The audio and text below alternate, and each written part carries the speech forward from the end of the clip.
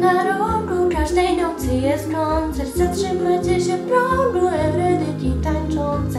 Cały świat pierwszy promień rzuci smugą na ściany. Niech was tulą w ramionach Orfeusze pijani. Płyną gwiazdy jak stulecia, noc kotary mgły rozwiesza na tańczące Eurydyki. Koronkowy rzuca szal, rzeka śpiewa pod mostami, tańczy krzywy cień latarni. O rozwarte drzwi kawiarni grzmie dociera czarny kot. No ma takie dziwne oczy, Eurydyka, Eurydyka. Kto ma takie dziwne usta, Eurydyka, Eurydyka. Już niedługo na inny rok świt różowy wpełznie kolor.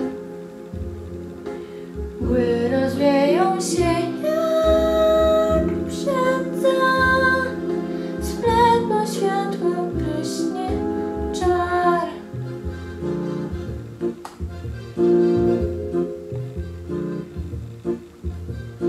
Wiatr się zerwał za oknem, strąca drzewa, jest strumień. Czy to śpiewa on woła, czy to drzewa też szumią?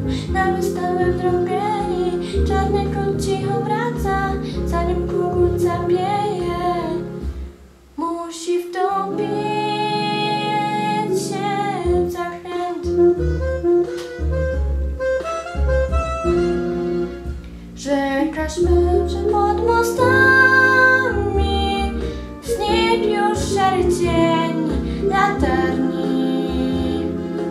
Chodzą ludzie do kawiarni,